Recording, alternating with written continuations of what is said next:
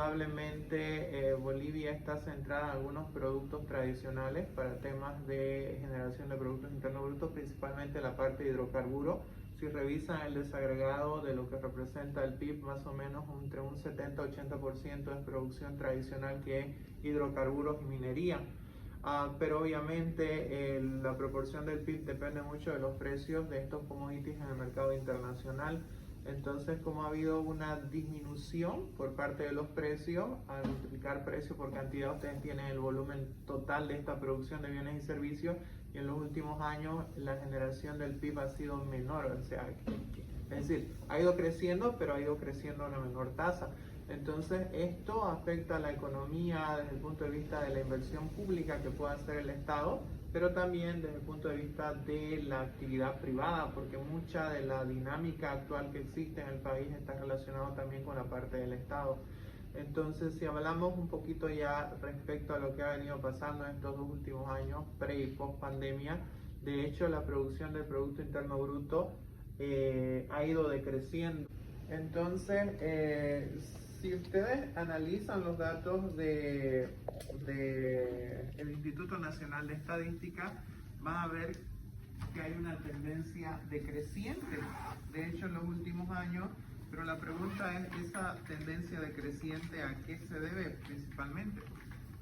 Se debe a que la mayor parte de esa producción de bienes o servicios, que es el Producto Interno Bruto, ha sido afectada por la reducción de precios en el caso de los commodities, llámese minerales, llámese productos agrícolas o llámese crudo o gas. Entonces, como los precios han bajado y la cantidad se ha ido manteniendo, obviamente el ingreso ha disminuido.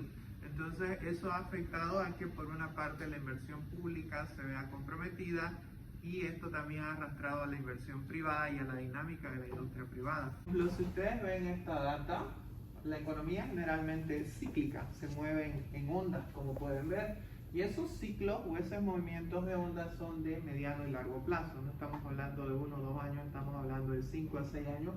Y fíjense que si nosotros vemos ese comportamiento y un comportamiento de ondas, precisamente 2019 es donde se ve un menor crecimiento del Producto Interno Bruto, y en 2020 la contracción, es decir, esa tasa de variación ya es negativa.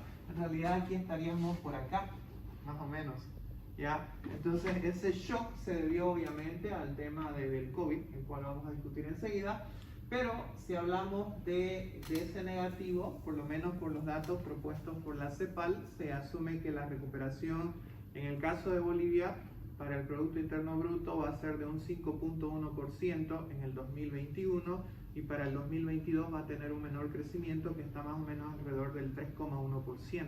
O sea que en realidad va a ir recuperándose la economía respecto obviamente a ¿qué? Al año anterior. O sea, no es esto se hace respecto al año anterior, por si acaso, no se hace respecto a un año base. Entonces, respecto al año anterior vamos a ir recuperando en el tema de la economía. Si toman en cuenta esto y hacemos la comparativa, la pregunta es, subimos en 5%, ¿estamos bien? Es decir, cuando usted, por ejemplo, se evalúa, y esto sucede en la economía, si usted dice, me saqué 70, la pregunta es, ¿mi nota de colegio 70 es buena o de la universidad es buena? Bueno, si no la compara con alguien, no sabe si es bueno o no. O sea, si ustedes comparan este dato, por ejemplo, en América Latina, de acuerdo nuevamente a previsiones en la CEPAL, el crecimiento va a ser de 5.9%.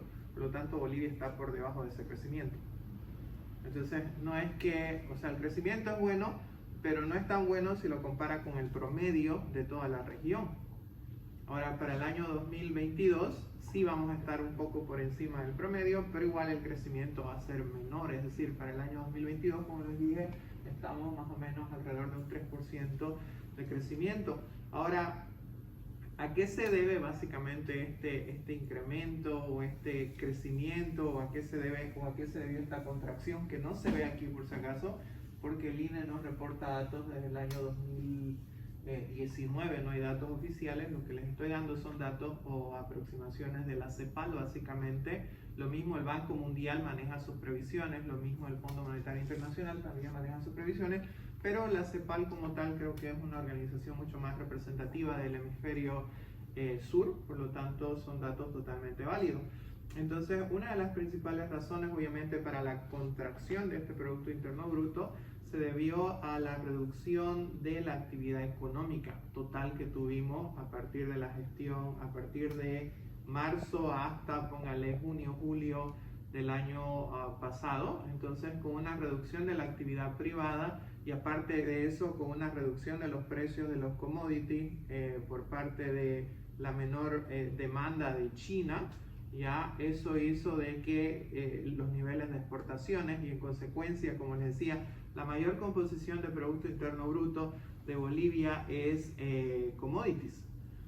Si los precios son bajos, por más que produzca la misma cantidad, el ingreso va a ser bajo. Si los precios son altos y usted produce la misma cantidad, el ingreso va a ser alto también. Entonces aquí sucede básicamente eso. Estamos hablando para estas últimas gestiones de acá y bueno, estas hojas ustedes las pueden descargar, pero la mayor parte de los ingresos básicamente es por estos rubros de commodities.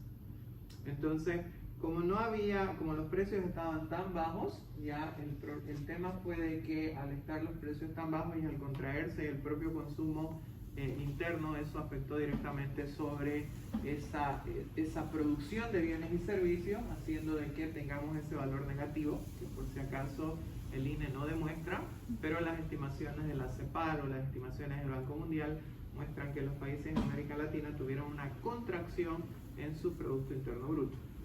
Y ojo, ese negativo da a entender que si usted tenía, por ejemplo, 10.000, ahora tiene 9.000, por lo tanto la tasa de un año respecto al año siguiente es negativa. A eso se refiere, no es que el producto sea negativo, sino que fue menor que el año anterior.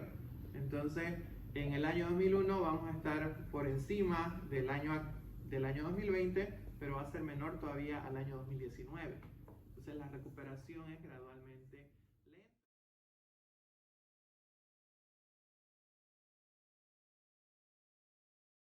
Bolivia como tal, el mayor componente de sus exportaciones, otra vez, llámenlo así, son materias primas, son commodities, son minerales, son productos agrícolas y es petróleo.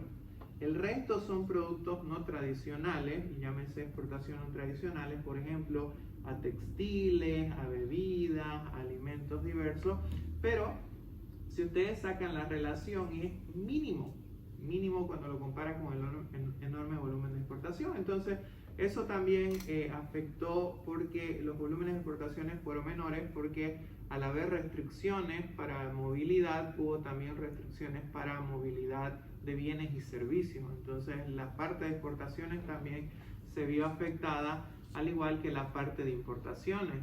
Ya, si bien es cierto, no se importaron tantos bienes de consumo, pero sí se importaron muchos bienes de capital, principalmente en la parte de insumos médicos, digamos, que fue lo que generó estos desbalances entre ya la oferta y la demanda, entre exportaciones e importaciones de bienes o servicios. Al menos esa es la percepción que se tuvo durante la gestión 2020.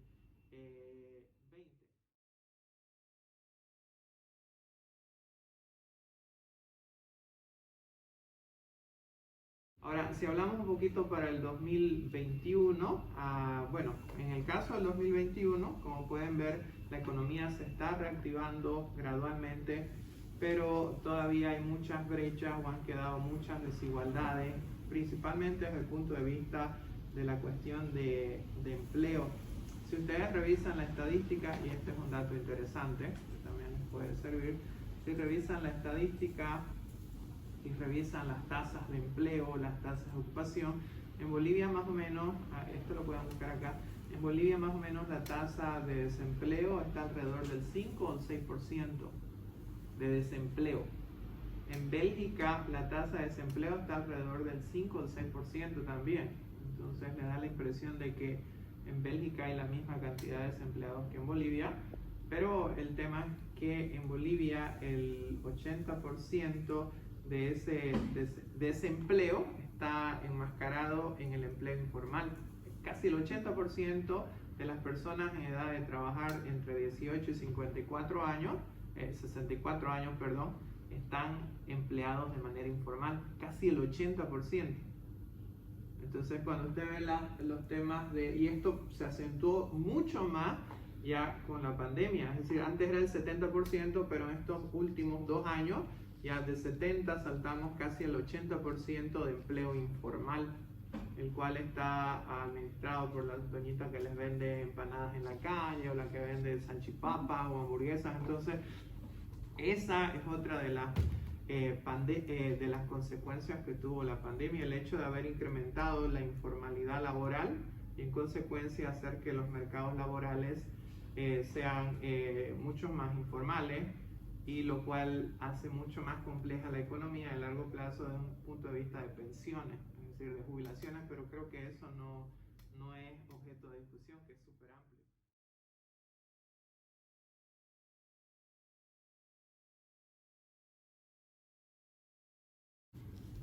Aquí voy a citar un poco el trabajo que viene haciendo la CEPAL, y la CEPAL lo que hace es lo mismo. El Banco Mundial propone 2 orientaciones.